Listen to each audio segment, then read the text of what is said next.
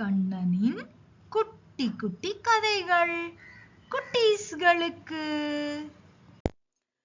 வஷட்காராய நமஹ வஷட்காராய நமஹ வஷட்காராய நமஹ. நம்ம எல்லாருமே பகவானுக்குள்ள தான் இருக்கோம். நமக்குள்ள யார் இருக்கா?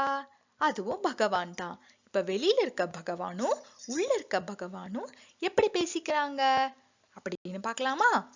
இதுக்கு ஒரு நல்ல கதை இருக்கு. அந்த கதை மூலமா தெரிஞ்சுக்கலாம் வாங்க. மகாபாரதத்துல துரியோதனன் ஒரு நாள் அரசபைய எல்லாத்தையும் கூப்பிடுறாரு. விதுரர், துரோணாச்சாரியார், பீஷ்மாச்சாரியார், கர்ணன் எல்லாரும் வந்துடுறாங்க. நாளைக்கு பாண்டவ தூதனா அந்த மாடு மேய்க்கும் கண்ணன் நம்மளோட அரசபைக்கு வரப்போறார். அப்ப வரும்பொழுது யாராவது எந்திரிச்சு நின்னீங்க, அப்புறம் பாருங்க என்ன பண்ண போறேன்னு. வரும்பொழுது அவருக்கு யாருமே மரியாதை கொடுக்க கூடாது அப்படின்னு சொல்றாப்ல. கர்ணன் எல்லாரும் என்ன சொல்றாங்கன்னா, அப்படியே செஞ்சிடலாம் அப்படின்னு அவங்களா சொல்றாங்க. விதுரரும் பீஷ்மாச்சாரியாரும் 1000-3 1000-3 அப்படின்னு மட்டும் சொல்றாங்க. துரோணாச்சாரியாருக்கோ பதறுது. அச்சச்சோ, கண்ணன் வரப்போறாரு, கண்ணனை இவங்கெல்லாம் அவமதிக்க போறாங்களா அப்படின்னு சொல்லிட்டு துரோணாச்சாரியார் பதட்டம் அடைகிறாரு. ஆனா விதுரரோ பீஷ்மாச்சாரியாரோ சிரிச்சுக்கிறாங்க. இவங்க 2 பேரும் துரியோதனன் கிட்ட சொல்றாப்ல, நீங்க தான் ராஜா, நீங்க சொல்றதுதான் நாங்க எல்லாம் கேட்டுட்டு இருக்கோம்.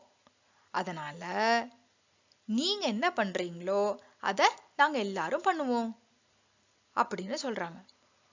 அந்த சபையில இருக்கவங்க எல்லாரும் இதுதான் கரெக்ட், ராஜா என்ன பண்றாரோ அதுதான் நம்ம எல்லாம் பண்ணணும் அப்படின்னு எல்லாரும் சரி சரி சரி சரி அப்படின்னு அக்செப்ட் பண்ணிக்கிறாங்க. இவங்க என்ன பண்றாங்க, சுத்திலும் சிசிடிவி கேமரா மாதிரி அதை ஃபிக்ஸ் பண்ணிடுறாங்க. ஓகே, ராஜா நாளைக்கு என்ன பண்ண போறாருன்னு நம்ம எல்லாரும் பார்த்து நம்ம அதை செய்யணும் அப்படின்னு சொல்லி எல்லாரும் ரெடியா இருக்காங்க. சபை இன்னைக்கு முடிஞ்சிடுச்சு, எல்லாரும் கிளம்பி போலாம் அப்படின்னு சொன்னோன்னே எல்லாரும் கிளம்பி போயிடுறாங்க. துரோணாச்சாரியாருக்கோ பதட்டம் அடையுது. அச்சோ, நாளைக்கு என்ன போதோ அப்படின்ட்டு. இவங்க 2 பேரும் ரொம்ப நிம்மதியா சாந்தமா திரும்பி கிளம்பி வீட்டுக்கு போயிடுறாங்க. நம்முடைய கண்ணன் பாண்டவ தூதனாக சபைக்குள்ள அடியெடுத்து அப்படியே வச்சு மெல்ல மெல்ல வராரு. எப்பேற்பட்ட கண்ணன்! எங்க எங்க இல்ல, எல்லா இடத்துலயும் நிறைஞ்சு இருக்க அந்த கண்ணன் அந்த பஞ்ச பாண்டவர்களுக்காக, அவங்களோட அன்புக்காக தூதனாக வராரு. கண்ணன் உள்ள வராரா, சபையில இருக்கவங்க அத்தனை பேரும் எந்திரிச்சு நின்னுடுறாங்க. அப்படியே கை கூப்பி அப்படியே கண்ணன் அப்படியே பார்த்துட்டு அப்படியே வரவேற்கிறாங்க. கண்ணன் என்ன பேசணும்னு நினைக்கிறாரோ அதையெல்லாம் பேசிட்டு அவர் கிளம்பி போயிடுறாரு. அடுத்த நாள் துரியோதனன் அரசபையை கூப்பிடுறாரு. எல்லாரும் வந்துடுறாங்க. அப்படியே மூஞ்சில கடு கடு கடு கடுன்னு சொல்லி கோபம். நம்ம என்ன சொன்னோம், என்ன பண்ணிருக்காங்க இவங்க எல்லாம் அப்படின்னு சொல்லி கோபம். உங்களை எல்லாம் கூப்பிட்டு எல்லாரும் உட்கார்ந்துட்டு இருக்கணும், கண்ணன் போற வரைக்கும் அப்படின்னு சொல்லி சொன்னா எல்லாரும் என்ன பண்ணிருக்கீங்க அப்படின்னு சொல்லி துரியோதனன் கேக்குறாரு. அப்ப விதுரரும் பீஷ்மாச்சாரியாரும் சிரிச்சுக்கிறாங்க. நீங்க என்ன பண்ணீங்களோ அதுதானே நாங்கெல்லாம் பண்ணணும்னு நாங்க சொல்லியிருந்தோம் அப்படின்னு சொல்லிட்டு, கூப்பிடுங்க அந்த கேமரா, இந்த சிசிடிவி கேமரா எல்லாத்தையும் கூப்பிடுங்க, அதெல்லாம் ஆன் பண்ணலாம், ஆன் பண்ணி என்ன நடந்துச்சுன்னு சொல்லி பார்க்கலாம் அப்படின்னு சொல்லி கேமராவை ஸ்கிரீன் பிளே பண்றாங்க. என்னாச்சு, கேமராவை ஆன் பண்ணி பார்த்தா கிருஷ்ணன் அங்க உள்ள வரும்போது முதலாளா எந்திரிச்சு நின்னது யாரு தெரியுமா? துரியோதனன் தான். எந்திரிச்சு நின்னு கைய அப்படியே கூப்பி அப்படியே கண்ணனை பார்த்துட்டு இருக்காப்ல.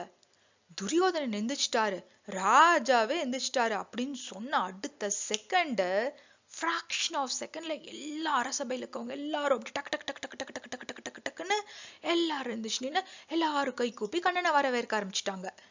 கேமரால பார்த்தோன்னே துரியோதனனுக்கு ஒரே ஷாக்கு. துரியோதனனுக்கு ஒரே ஷேமா போயிடுச்சு. எல்லாரும் திரும்பி கிளம்பி போயிடுறாங்க. கூட்டத்தை எல்லாம் கலைச்சிடுறாப்புல. விதுரருக்கும் பீஷ்மாச்சாரியாருக்கும் ஒரே சிரிப்பு தாங்கவே முடியல. துரோணருக்கு இன்னுமே புரியல என்னடா நடக்குது அப்படின்னு சொல்லிட்டு பாக்குறாரு.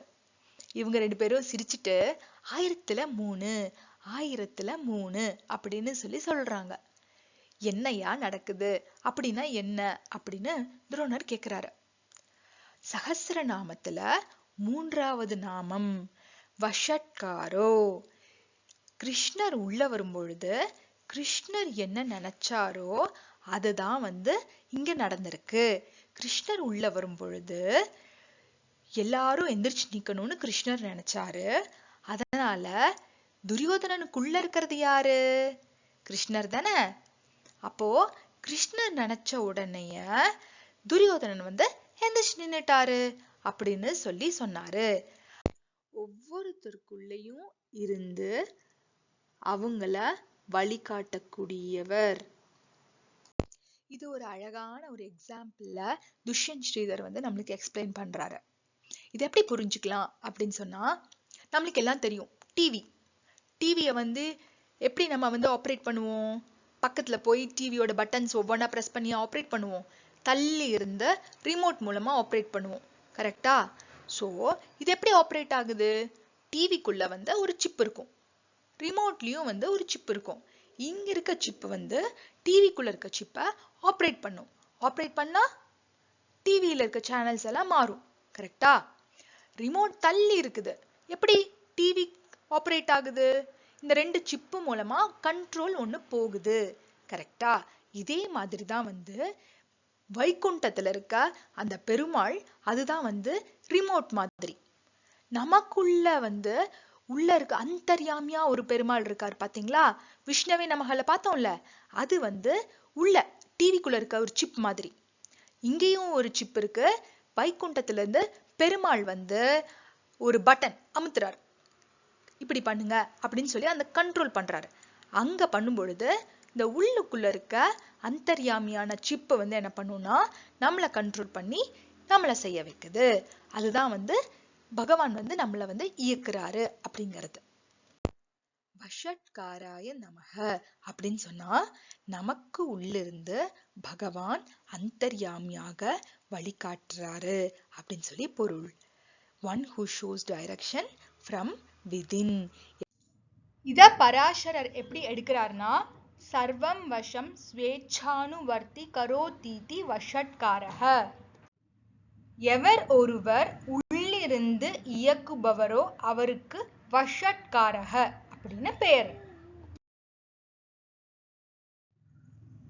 நல்ல எண்ணம் உண்டாகி அதை பேசி செயல் புரிய வைக்கவும், நினைத்த காரியத்தில் ஜெயம் உண்டாகவும் நாமும் இந்த நாமத்தை சொல்லலாமா? வஷட்காராய நமஹா, வஷட்காராய நமஹா, வஷட்காராய நமஹா. எந்த சிச்சுவேஷன்ல நம்ம இருந்தாலும், எந்த இடத்துல நம்ம இருந்தாலும் பகவான் நம்மளுக்கு நல்ல வழிதான் காட்டுவாரு. ஏன்னா நிறைய கல்யாண குணங்கள் நிறைந்த அவருக்கு நல்லது மட்டும்தான் காட்ட தெரியும்.